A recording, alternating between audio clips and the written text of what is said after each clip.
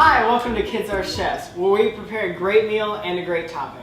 I'm Chef Zach, and today with us we have Chef Graham and Chef Rebecca. She's our special guest here from the Humane Society of the United States, and today she's going to be talking about compassionate eating. Thank you, Zach, for that great introduction. I'm so happy to be here. Yes, we are going to be talking about compassionate eating today, and we're going to be cooking some great, tasty, flavorful, delicious, nutritious burritos. We're going to be having some black beans and a little bit of sauteed spinach, some beefless crumbles, I'll tell you more about that in a few minutes, a little bit of salsa, and some brown rice. And these chefs are going to cut up our tomatoes for us, and we're going to go ahead and get started with that. They're going to slice and dice these tomatoes for us to put in our burritos. Absolutely. All right. Doesn't have to be perfect. Intention, not perfection. That's my motto. I like that. Yeah, thanks. You can use it. So, and then after you cut them into slices like that, you can just kind of lay them flat and then just dice them up. Mm-hmm. And they don't have to be perfect. Again, they're just tomatoes. They're just tomatoes. All right, perfect. So And do we you lay can, them flat like that? yeah, so I would just take a couple at a time, if you don't mind. Sure, go for it. Okay, so just take a couple of these, and then you can just do kind of half this way and half that way. Like that? That's perfect. Beautiful, beautiful. Oh, and then turn it around and cut it the other way, and that's it. So after we finish slicing and dicing the tomatoes, we're going to start with cooking the brown rice.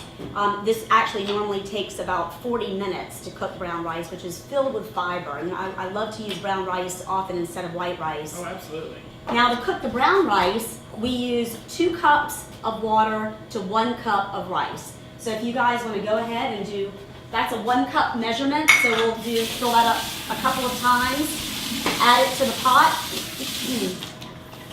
And then, Graham, if you want to measure the 1 cup of rice after Zach has put in the 2 cups of water, that would be perfect. One. All right. Yeah. Beautiful. All right. And there's 2 cups of water. Okay, and then we'll put the rice in, get that going, and then we'll come over here and we're going to saute the spinach with a little bit of olive oil to saute that. Wonderful. Thank you. And then while you're doing that, Graham, if you want to come over and put some olive oil in this pan for the beefless crumbles, that would be perfect.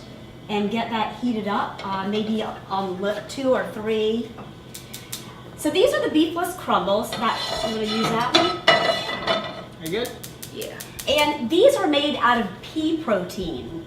These are made out of pea protein, and this is used as an alternative to, say, your meat, your beef, or your chicken. And if you want to go ahead and you can just kind of spoon it in there, Okay. and heat it up for just a few minutes. Again, we're talking about compassionate eating today.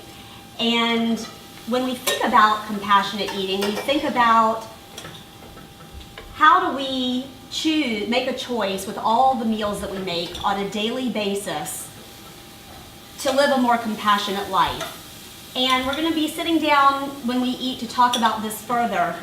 But one of the ways to do that is to leave animals off of our plates.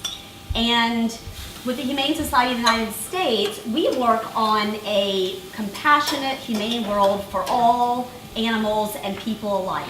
And that also includes the animals that we use for food. So farm animals are those animals that we use for food.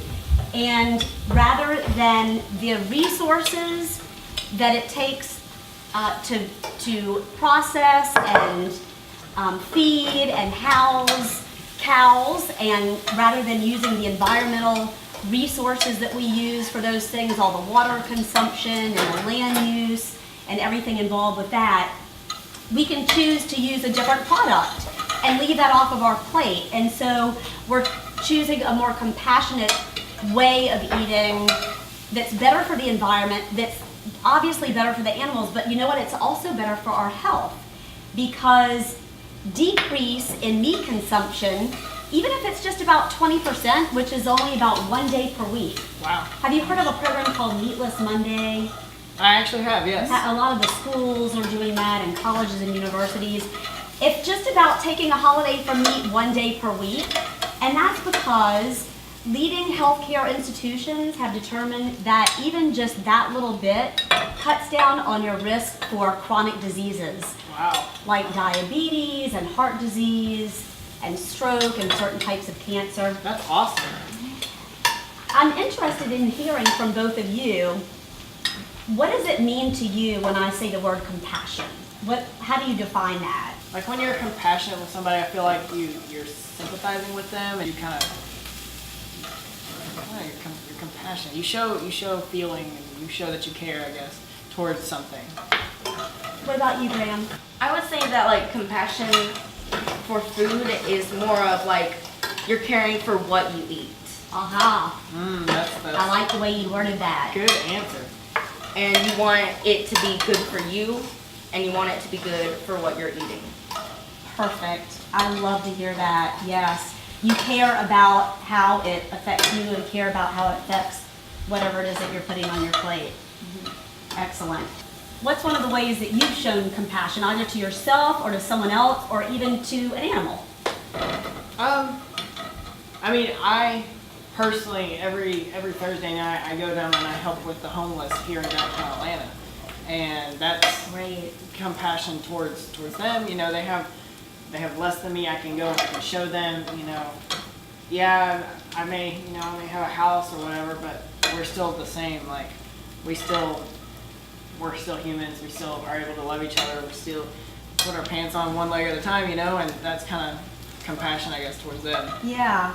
Empathy comes to mind when I think about compassion. Really being able to think about what the other person might be feeling Putting or yourself in their experiencing. shoes, yeah. Yeah. I like it. What are some of the ways that you have shown compassion, Graham? Well, I hate when I'm like at school and I see people bullying other people, and it makes me feel really, really sad because I've been in their shoes, and I try my best. Like when they're sitting alone at lunch, I try my best to help them and let them sit with me instead of rejecting them like other people do. And I don't like bullying, and I like to show compassion to people who are being bullied, and I try to help them out as much as I can. I love your examples of compassion. Everything looks great. We can go ahead and turn the fire off here, Sure. and then we'll go over here and get the beans. Okay. Perfect. All right, There you and go. we'll go ahead and put these in the microwave. I'll get out the rice that we had cooked earlier. These in. May I hand this to one of you? Thanks. Absolutely. Beautiful. Okay, and I'm just gonna heat these up for a minute or two. And while those are heating up, we can go ahead and get our plates, which are right over here, and our bowl. Now, let me mention that you don't have to eat this on a tortilla. A lot of people want to watch their gluten intake, like Graham here. And so he's going to have his in a bowl, a burrito bowl. And so Zach and I are going to have ours wrapped in a tortilla. Graham will have his in a bowl. I like it. Okay. I like it. Yeah, we've got just a little bit of mild salsa. Ooh. And again, the brown rice is filled with fiber. I love that. Now, when you make the choice to eat more plants, we call it plant strong eating, and you leave the animal proteins and nutrients off your plate. Again, it's good for your health, it's good for the environment, and obviously it's good for the animals. Did you guys know that it takes, well, let me ask you, how much water in gallons? And you can just take a guess. How much water in gallons do you think it takes to produce 1 pound of chicken? 1 pound of chicken. Take a pound guess. of chicken. How much water? Yes, In in gallons. 2 or 3, maybe. Any guesses, Graham? I'm thinking like 4, around 4. Okay. It takes about 500 gallons of water to produce 1 pound of chicken. Wow. Let me put that into perspective for you. That is enough water to take a shower every day for about 5 months. That's crazy. Wow. So that's a significant amount of resources and that's just the water intake that we use to house and feed and grow and slaughter the animals that we consume for food. And so why not say, okay, well, rather than contributing to that environmental depletion, why not go ahead and just add some beans to the plate? Everything looks really great. We're gonna go ahead and stop now and take our plates to go sit down and eat and continue our conversation about compassion. Hey guys, it's Chef Gabby here, and this is the Kids Are Chef cookware set. What I love about it's my favorite color, blue, and it won't peel or chip, so I don't have to worry about them. You can put this in the dishwasher and nothing will happen, and you can make sure your mom doesn't steal it. And it has a heat-resistant handle, so you don't have to worry about getting burnt or anything. Well, thank you guys for watching. Bye. All right, let's go ahead and get our napkins in our laps and start eating this delicious plant-based food that we have made for ourselves today. I'm just gonna roll up my tortilla. Again, Graham is having his in a bowl today so that he doesn't have gluten. So guys, while we're eating this, I'd love to talk more about compassionate eating, and I'm curious to know what kinds of ideas you have of things that you're already eating where you're leaving animals off your plate. I don't know, that's kind of hard. Because I know I eat chicken a lot, and I eat beef a lot, and steak, and you know, and you can get an entree, you can get something like a full meal, like a salad, without having chicken on it. Like you can do something like that without putting like chicken, on a salad. What do you think? Well, I usually like to eat nuts because that's a good source of protein. Yeah. That's a really good one. Yeah, and omegas. I love salads. Yeah. Chicken tastes good on a salad, but it's really not that healthy for you. Especially the grilled chicken. I love the grilled chicken, but it's also not that healthy for you.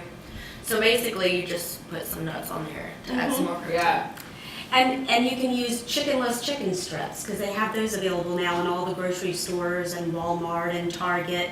And there are things that you're already eating that are what we call incidental plant-based options, like peanut butter and jelly Oh wow. sandwiches Yeah. or pastas or different things, different rice bowls. And so there are a lot of things that you might already be eating that are already plant-based and you didn't even think about it. They just are different cereals that you're eating. Yeah, I never thought of those. Yeah, and someone mentioned earlier ice cream, and there are so many plant-based ice creams now that are made with almond milk or cashew milk or coconut milks, and you can find those at all the grocery stores now too. Yeah, and they're healthier for you too. Yeah, and you know, I mentioned chicken earlier. I mentioned that it takes an exorbitant amount of water to produce just a pound of chicken. You could shower for a few months with the amount of water it takes. That's crazy. To produce that amount of chicken. The other thing I want to tell you about chicken is, I don't know if you know this, but most chickens live in what we call battery cages. And a battery cage is, each chicken gets to live their entire lives, which is several years, and these are egg-laying hens, on a space that's about the size of a sheet of paper, an 8.5 by 11 sheet of paper. And each hen only gets, they can't spread their wing, they can't root or nest, they can't do any of the natural behaviors that chickens are supposed to do. And I don't know if you know about pigs, I don't know how much pork you eat, but when pigs are pregnant, they're kept in what we call gestation crates. And gestation crates are so small that the pig, for her entire life basically, is not able to even turn around. Wow. She's not able to even turn around. And that's how she lives her entire life. She can't move really any which way except maybe turn her head just a little bit. And these are all, and cows, in order to get milk, are you familiar with how they live? Not really. In order to produce milk, a cow has to be pregnant. And so what the people do in what we call factory farms is keep cows impregnated over and over and over again. And their babies are removed from them so that they'll keep producing the milk and not give it to their babies. And they're basically just impregnated over and over and over again artificially throughout their entire lives until they're taken to slaughter. And so these are ways that animals live on factory farms or industrialized farming systems.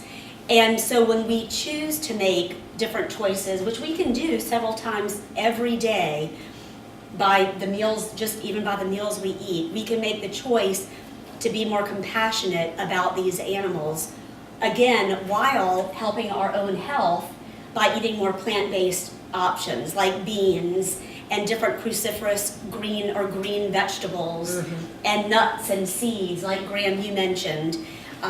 There are lots of legumes. There are red beans and garbanzo beans. Oh yeah. So what are some other ways that we can, besides, I mean, we made these amazing burritos today, but that we can make our meals more plant-based instead of having chicken or beef or pork in them? I'm so glad you asked that. One of the things that I love to make is a pizza with either dairy-free cheese, and you can get the Chow, C-H-A-O cheese, or the Follow Your Heart cheese, or any of these non-dairy cheeses. We actually didn't use one today, but you certainly are welcome to put them on your burrito or on your pizza. You can also use hummus on your pizza and make a hummus type flatbread. Or you could do a pesto pizza, which is fabulous. Oh, I love pesto pizza. And those can be made without cheese very easily. We make that a lot. There are lots of different bowls that you can make, like you get at Moe's or Chipotle and those types of places, where you can use tofu or beefless crumbles, or you can use the chickenless chicken strips that you can buy at any store now, Target or Walmart or Publix or Kroger or any of those places. One of the things I love to do is just make a wrap out of whatever I can find in my refrigerator, and that could be hummus and avocado and some lettuce, tomato, and onion, or you know, any of those things that you can just kind of keep on hand. Hummus made with chickpeas is a great way to get your protein and really get filled. It's great for lunch. It's great on a pita or just in a salad or with crackers or anything like that.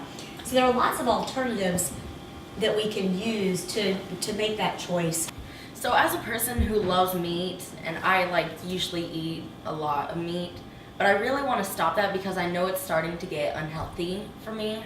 And what kind of tips would you give me? Great question, Graham. One of the things that we at Humane Society of the United States likes to do is promote programs like Meatless Monday or Lean and Green Day, or you might want to call it Healthy Wednesday, or not call it anything at all. But the concept is just taking a holiday from meat one day a week. I mentioned earlier that just that one day a week, which is equivalent to about 20% of our week, leads to a significant reduce of the risk of different chronic diseases like type 2 diabetes and heart disease and stroke and certain forms of cancer, high blood pressure, all of those different forms of chronic diseases that people deal with. Just even trying to do that one day a week and instead substituting with some plant-based options makes that really significant difference for your health. Yeah. It also cuts down significantly on the amount of animals that are suffering in factory farms, even just by reducing your consumption to one day a week.